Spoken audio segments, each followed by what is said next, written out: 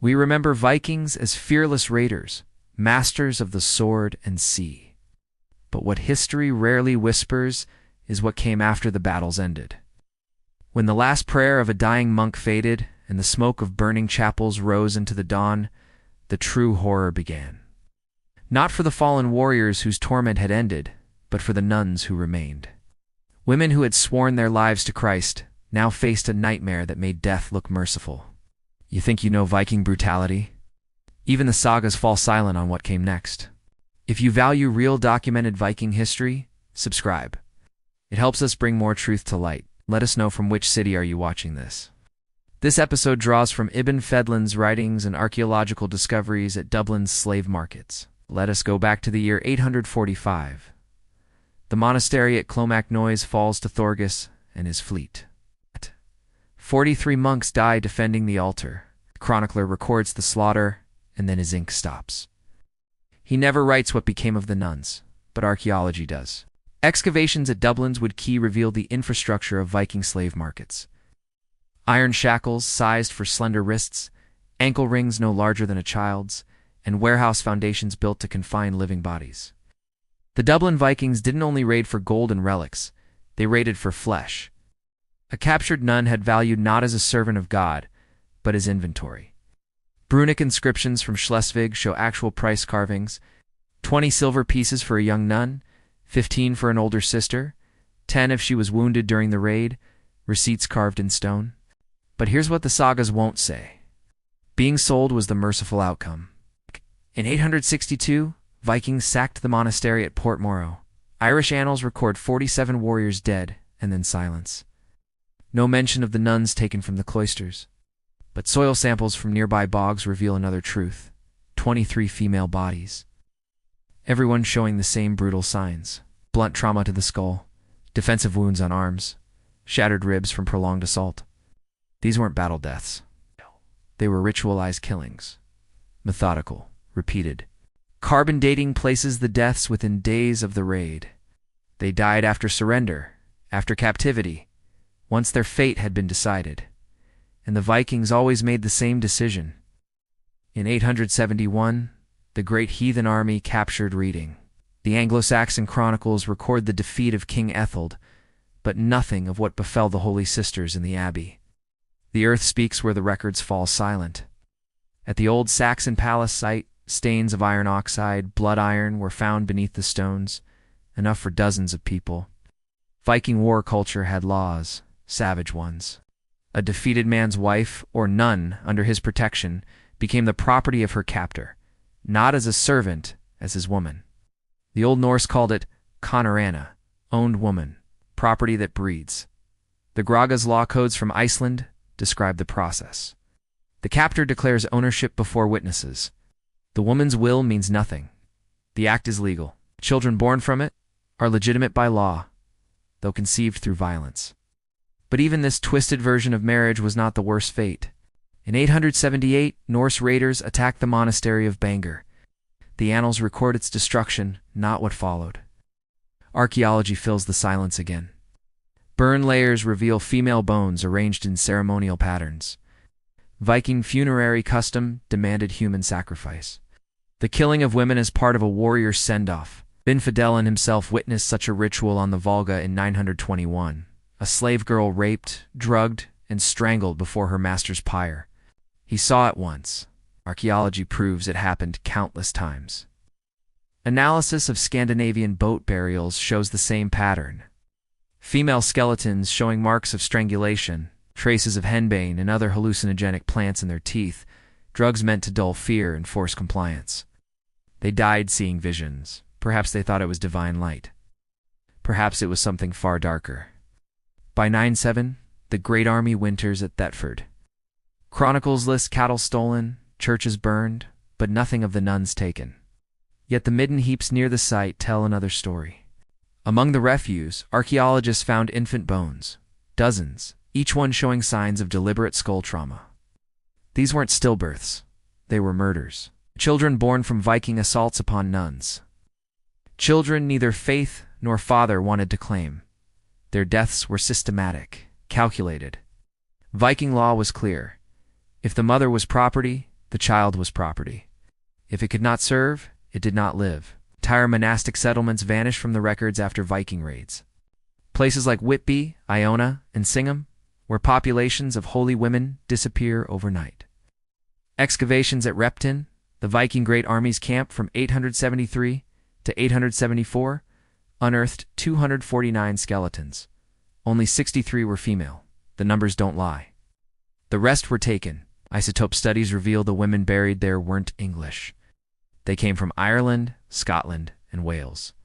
Christian nuns dragged from sanctuaries and sold across the sea. The lucky ones died in childbirth. The rest vanished into the slave routes. North to Scandinavia, east toward the rivers of Rus. South into the markets of Islam. Dublin wasn't just a port. It was a human processing center. Each new wharf expanded the trade, and behind its whitewashed walls the nuns of Christ were stripped of everything, even their names. Their vows were eternal, their torment even longer. These weren't temporary prisons. They were long-term storage sites, human warehouses. 9th century Arabic sources described Viking slave caravans stretching from the Baltic all the way to Baghdad. The nuns bought the highest prices in the eastern markets. Fair-skinned Celtic and Germanic nuns were treated as exotic treasures, symbols of luxury and status among foreign buyers. The Vikings knew the demand and met it with brutal efficiency. They didn't just raid monasteries. They supplied a global trade in sanctity and suffering. Their eastern route passed through Novgorod and Kiev, a 1,000-mile descent along the Dnieper River. Ship manifests carved in runes listed human cargo alongside furs and amber. 20 nuns per vessel, a standard shipment. But the worst fate wasn't servitude or forced conversion, or even ritual sacrifice. It was reserved for the nuns who resisted. 14114. Irish forces retook Dublin from the Norse. The annals of the Four Masters record the liberation, but not the horror discovered just beyond the city walls. Excavations reveal execution pits, stone-lined holes built not for death but for prolonged dying. Inside, archaeologists found skeletons showing deliberate trauma, legs broken to prevent escape, arms shattered to stop self-harm. The nuns were kept alive while they died. Each pit measured 6 feet deep and 3 feet wide. Too narrow to lie down, too shallow to stand. The victims perished in a crouch over days, sometimes weeks. Viking law codes describe such punishments for slaves or captives who struck their masters. Burial alive, but never swiftly. The pit was dug shallow enough for air, deep enough to deny escape. Death came slowly from thirst, starvation, or exposure. Archaeological soil samples from Dublin confirm long decomposition periods. Proof that these nuns were left to die over time. The cruelty was calculated. Some pits were lined with jagged stones, others filled with cold standing water. The purpose wasn't execution, it was spectacle. Suffering performed for those still alive. Other captured nuns were forced to watch. The message was clear: obedience or torment. In 919, Norwegian King Harald Fairhair consolidated his power. Civil wars ended, and Viking expansion slowed, but the slave networks remained. Peace didn't end the trade, perfected it. The same routes once used for raids became organized systems of trafficking. Records show Viking merchants offering guaranteed delivery of human cargo. Byzantine trade agreements even listed such terms. The Rus-Byzantine Treaty of 944 priced slaves by category. Young nuns commanded premium rates, pregnant ones sold at discount, and children under 10 were nearly worthless. This wasn't chaos. It was commerce. By 937, at the Battle of Brunanburh, 5 Irish and Anglo-Saxon kingdoms united to crush the Norse. They won decisively, but what they found in the Viking baggage trains defied belief. Portable breeding pens, iron frameworks designed for living prisoners, chain assemblies small enough for children, mobile slave markets that moved with the army. These pens could be dismantled and rebuilt in hours, modular compounds for long-term confinement.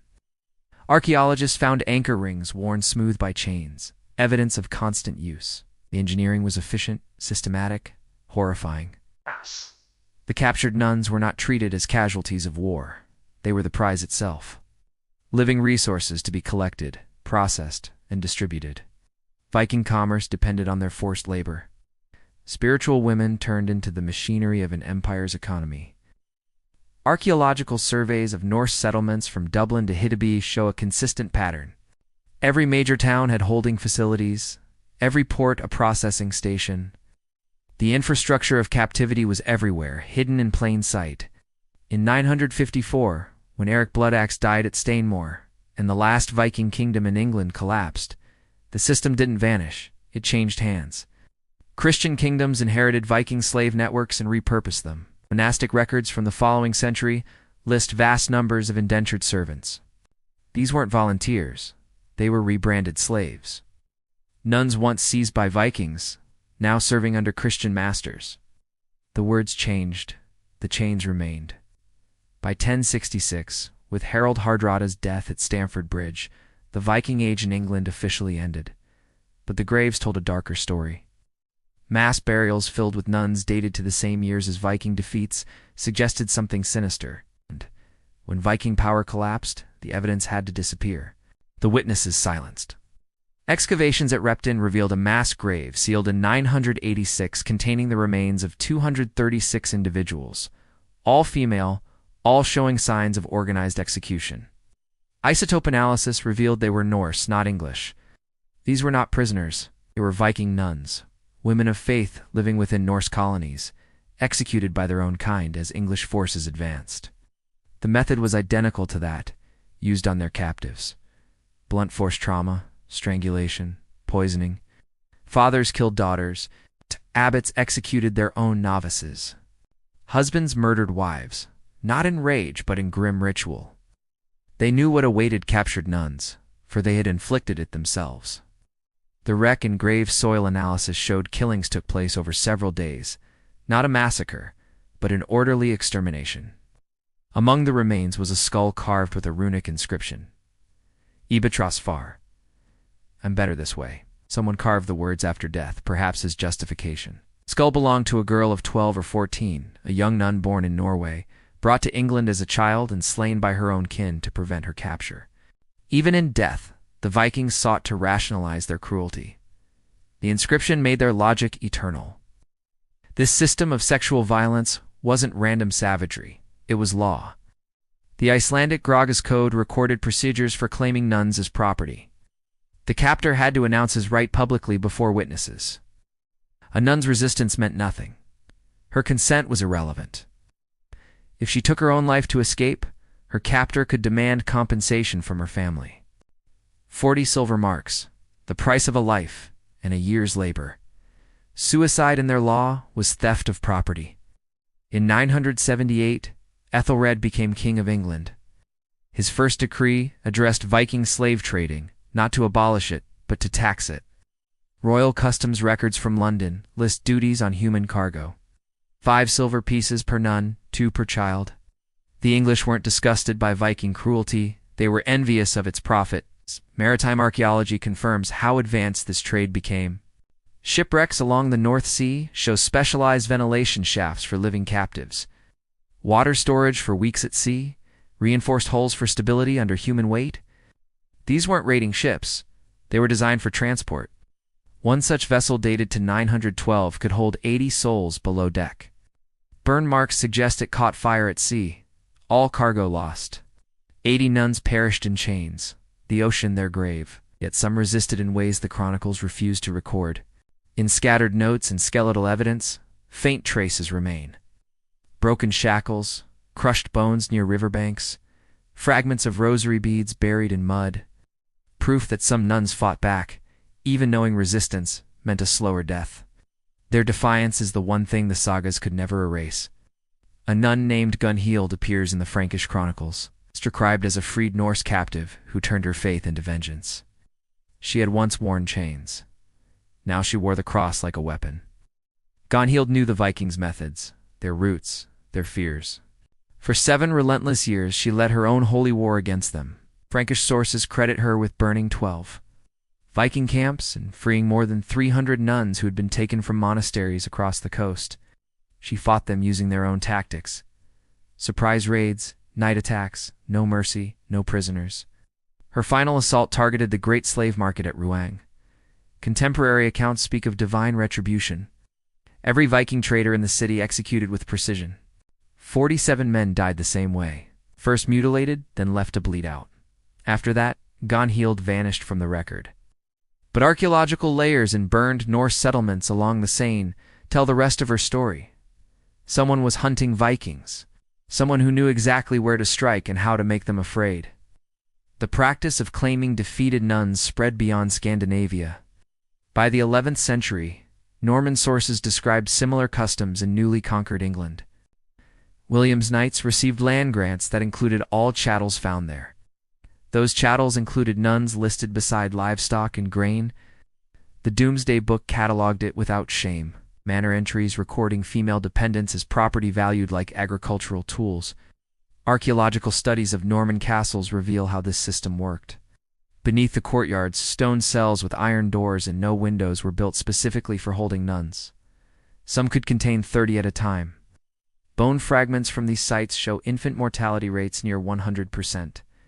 The children born in these walls rarely survived. This wasn't neglect, it was policy. Child of forced union was evidence, and evidence was dangerous. Mixed blood meant scandal, liability, and divine shame. Euthanasia became standard procedure. In 1066, Harold Godwinson fell at Hastings, and England itself became a conquered land. The Norman invasion mirrored Viking custom perfectly. Systematic capture of Saxon nuns, forced marriages to Norman knights, and legal frameworks that redefined assault as holy union. Chroniclers of the time, blinded by victory, called it purification, the civilizing of the Saxon bloodline. But what history calls civilization was in truth ethnic cleansing through sexual violence. Dowries and inheritances turned faith into currency. A nun's body could legitimize land transfers. Consent was irrelevant.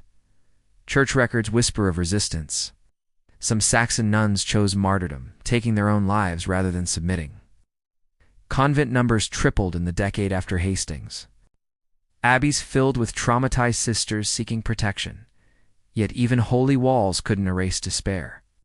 Suicide among noble nuns rose so sharply that the church began calling it sanctified sacrifice, a death for purity's sake. The state called it destruction of property. Genetic research now exposes what the medieval scribes tried to bury. Isotope studies of graveyards show patterns of population mixing that trace directly along known Viking slave routes. Celtic and Saxon mitochondrial DNA appears in Scandinavian remains from the 9th century onward. It wasn't migration, it was reproduction through conquest. The Vikings created an empire of bloodlines. Modern Icelanders carry roughly 60% Celtic female. Norwegian populations show 40% from the British Isles. Each number represents hundreds of monasteries stormed. Thousands of nuns taken, tens of thousands of births forced by terror. Recent excavations in Jorvik, modern York, reveal something even darker. Beneath layers of medieval rubble, archaeologists uncovered a structure unknown to any text. 64 individual cells cut into stone. Carbon dating places its construction around 876 CE. Every cell had chains embedded in the walls, iron rings polished smooth by constant restraint. This wasn't a prison, it was a breeding facility. Our soil analysis shows continuous occupation for 40 years. Bone fragments tell a single story. Every occupant was a nun. Everyone endured multiple pregnancies, and all were discarded when they could no longer bear children. The building stood in the very heart of York. Everyone would have known. Church records from the nearby cathedral list the baptisms of children born inside that facility. 732 births over 4 decades. Only 12 children lived past the age of 5. The records call them foundlings of unknown parentage. They were sold to wealthy families as servants. Their existence used to fund new chapels and cloisters. God's work financed by systematic violation. Financial ledgers from York Minster confirm regular payments to those who operated the building. Not bribes, but official contracts for sanctuary services. The church wasn't a bystander, it was a partner. The pattern repeated across Viking-controlled Europe. Every major Norse settlement had its version of these facilities. Every bishop kept baptismal ledgers for the offspring. Every authority profited.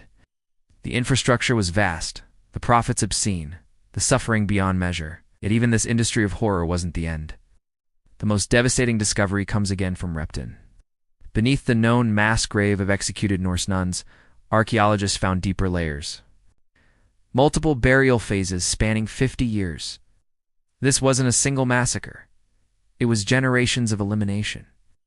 Chemical tests show traces of mercury compounds in the bones. It's deliberate poisoning. The toxin acted slowly, causing madness before death.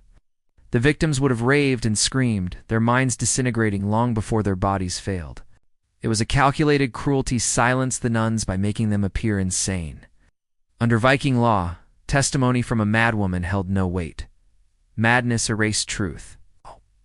So they were poisoned, not merely to die, but to be disbelieved. Even those who survived long enough to tell their stories could no longer speak coherently. Their suffering became its own erasure. Excavations also uncovered the remains of children mixed with adult nuns, mother and child executed together, families eliminated entirely to prevent their memories from carrying forward. Isotope analysis shows the victims weren't random, they were chosen, nuns who had served as translators, overseers, or witnesses. Those who knew too much to live. Knowledge was the final crime. And then there was the inscription, a skull carved with 3 runic words. Better far, better this way. Someone took the time in the midst of mass execution to justify the slaughter. The skull belonged to a nun barely in her teens. She had been born in Norway, brought to England as a child, and murdered by the very people who had once called her sacred. The words carved into her bone weren't mercy. They were confession. Even in murder, the Vikings needed to convince themselves they were right. They knew exactly what awaited captured nuns because they had done it themselves. If you believe these forgotten voices deserve to be heard, subscribe to this channel. Here we uncover the story's official history, tried to silence,